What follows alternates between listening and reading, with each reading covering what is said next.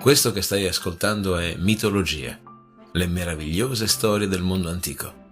Sono Alessandro Gelain, insegnante di filosofia, psicologia e scienze umane. Se vorrai stare in mia compagnia, ti offrirò le storie più interessanti della mitologia greca e romana. Il mito ha ancora molto da insegnarci e talvolta, come uno specchio, è capace di mostrare meglio a noi stessi quello che siamo.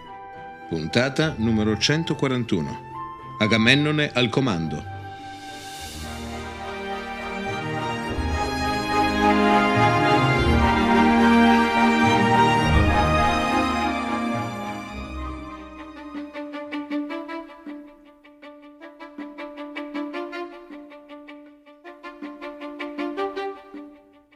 Siamo arrivati ad un punto particolare della nostra storia. Siamo sbarcati sulle sponde in Anatolia e abbiamo assistito ai primissimi scontri tra le forze achee e troiane. Prima di addentrarci in un intrico di lame, urla e sangue, è giusto soffermarci oggi sulla figura di Agamennone come capo spedizione. A questo grande re ho in animo di dedicare diversi episodi alla fine del nostro percorso sulla guerra di Troia. La complessa vita di Agamennone ha la sua parte più travolgente quando si disperdono i fumi che bruciano la città di Priamo.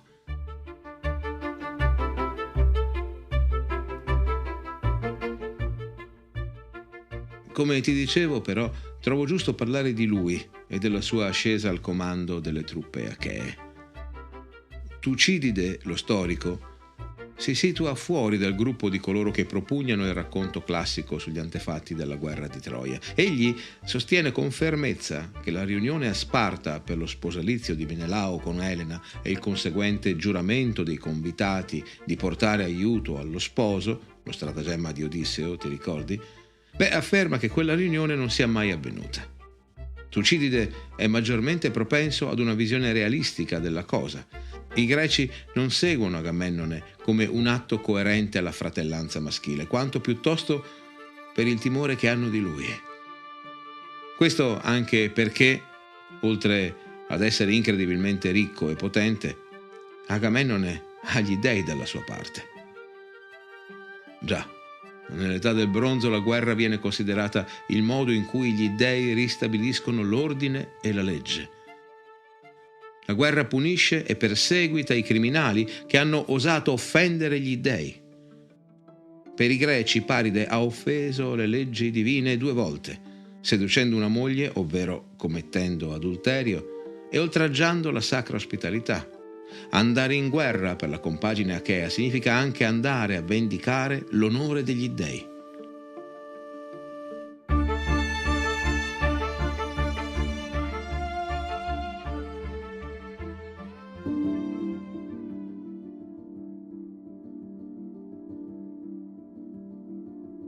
Chi si tira indietro rischia di essere esposto all'ira della punizione divina. Allo stesso tempo è verosimile che anche il più valoroso tra i greci possa aver esitato al pensiero di andare oltremare e di attaccare le leggendarie e invalicabili mura della città di Priamo. Per fortuna ci sono sempre dei vantaggi in un conflitto. Ogni re greco, infatti, è consapevole del fatto che la guerra impegna i suoi uomini armati, distogliendoli da eventuali questioni di potere interne al paese. Per non parlare del potenziale saccheggio delle ricchezze della città ritenuta la più ricca di tutte. Di certo questo rappresenta una forte motivazione per intraprendere un'impresa militare. E infine, le invasioni dell'età del bronzo sono spesso caratterizzate da razzie in cui un esercito saccheggia gli armenti e le greggi dei contadini nemici. I greci quindi sono senz'altro interessati a fare lo stesso nella Trode e nelle isole vicine. Il pretesto per la guerra nell'età del bronzo può divenire una cosa marginale, per cui è legittimo aspettarsi che i greci non si siano soffermati a lungo sul casus belli. La conquista è lei in sé ad essere vista come un premio ambito. La conquista porta gloria e onore al re e ai suoi sudditi, offrendo loro l'opportunità di compiere imprese da veri uomini. I vincitori, infine, si appropriano del bottino, che comprende non solo oggetti, ma anche persone, inclusi gli schiavi, sia maschi che femmine.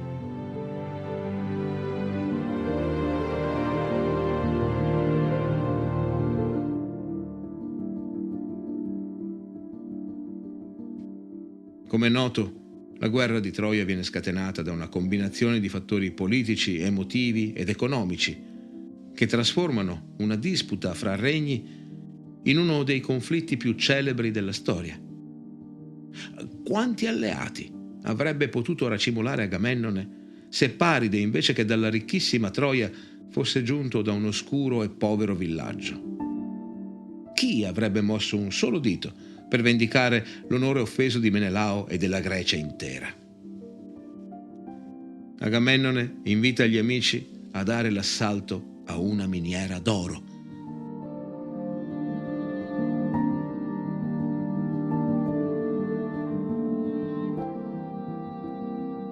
Il porto di Aulide si riempie in fretta di comandanti e truppe desiderosi di arricchirsi d'oro e di gloria. Elena perciò è solo l'occasione per una guerra. Troia ha tutto ciò che fa gola all'animo conquistatore greco e offre pure un pretesto. Troia ha scosso gli equilibri interni alla Grecia, umiliando un uomo potente, è vero, senza però distruggerlo.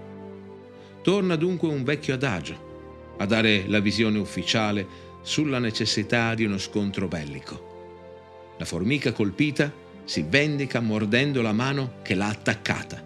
Questo diviene il pensiero sempre presente in ogni soldato, in ogni comandante, in ogni generale che percepisca come sacra questa impresa.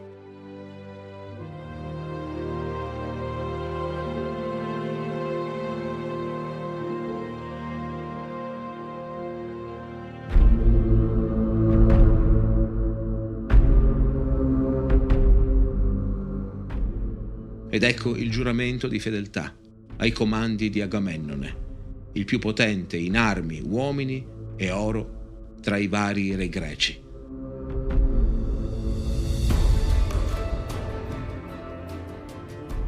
Siamo ad Argo, nel primissimo incontro di, esplorazione organizzato dai fratelli figli di Atreo.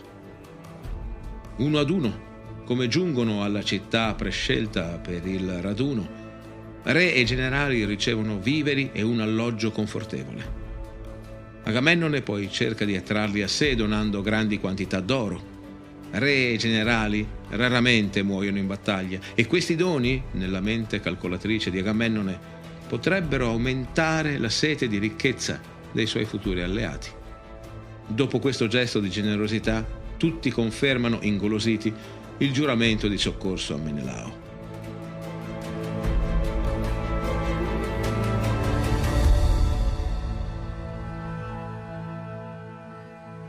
Calcante, l'indovino esperto nell'arte della divinazione, per legarli tra di loro in comunione, divide un maiale in due parti. Ordina ai presenti di sistemarsi in due righe, una di fronte all'altra, una ad oriente ed una ad occidente, in modo che ognuno possa sentire il braccio di un compagno ed averne uno davanti. Fatto ciò, tutti devono sguainare le spade e porgerle in avanti, puntate al cielo.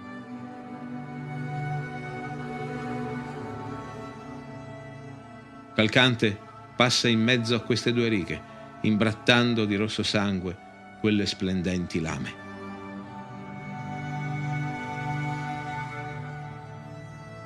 Calcante ripete, imitato dai convenuti, prima sottotono e poi con voce alta e splendente, insieme contro Priamo e fino alla distruzione del regno di Troia.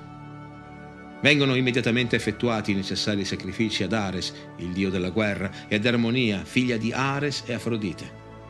Armonia giunge a porgere la pace e l'equilibrio una volta che si sia affermato un vincitore, in modo che la vita possa riprendere il suo pacifico corso. Il passo successivo è l'elezione del comandante supremo, ed è questo il momento che Agamennone attende con maggiore trepidazione. Se avrà giocato bene le sue carte, Il re di Micene potrà avere il comando delle truppe, certo, ma anche quello sui re e sui generali.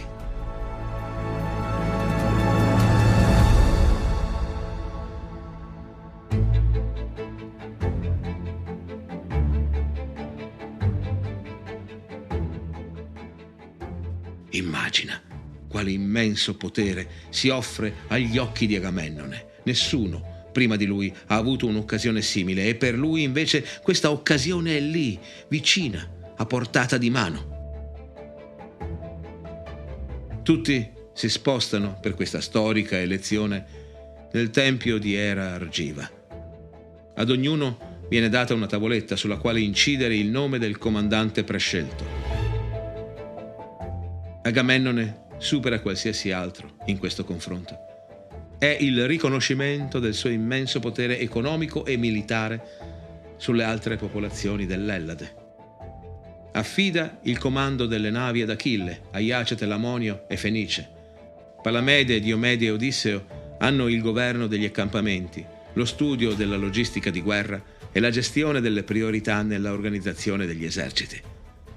In questo modo ognuno saprà come agire quando verrà l'ora della partenza. La Grecia intera è in fermento per la guerra e tutti si impegnano a fondo nei preparativi, accumulando armi, armature, cavalli e galee.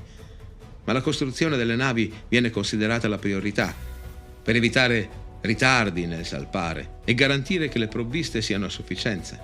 Questo è il desiderio di Agamennone, il quale ha già distribuito oro a sufficienza per acquistare tutto ciò di cui ci sia bisogno. Armare navi, domare cavalli, costruire macchine da guerra, reclutare soldati, trovare viveri e foraggi, una impresa titanica. Dalle coste dell'Aulide, infine, salpano 1013 galee alla volta di Troia.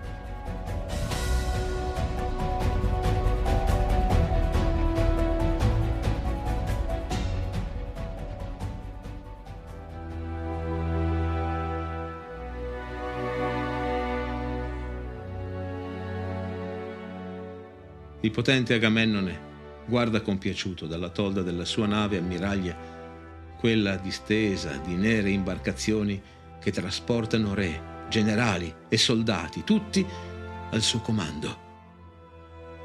Abbassa lo sguardo e rimira le sue forti mani. In esse Agamennone sente con intensità i ruvidi guinzagli di forte cuoio che a stento trattengono i mastini della guerra.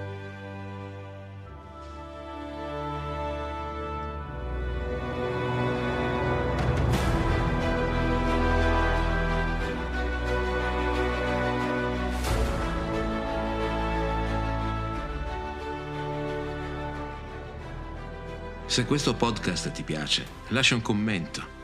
Condividi con i tuoi amici gli episodi che ti piacciono di più. È il modo più bello e sincero di aiutarmi a far conoscere questo canale. Se non l'hai ancora fatto, iscriviti. In questo modo non perderai nessun nuovo episodio. E infine puoi sostenere questo progetto acquistando o regalando Il Re degli Dei, il libro nato proprio qui, che racchiude le storie più belle della mitologia greca, dall'origine dell'universo alla salita al trono di Zeus. Lo trovi sugli scaffali di tutte le librerie e anche in quelle online. Buona lettura! Hai appena ascoltato un episodio del podcast Mitologia, le meravigliose storie del mondo antico, raccontate da me, Alessandro Gelain. Grazie per esserti sintonizzato. Apple Podcast, Google Podcast, Spotify, Castbox, Spreaker, scegli tu. Iscriviti a questo podcast sulla tua piattaforma preferita. Ci sentiamo al prossimo episodio.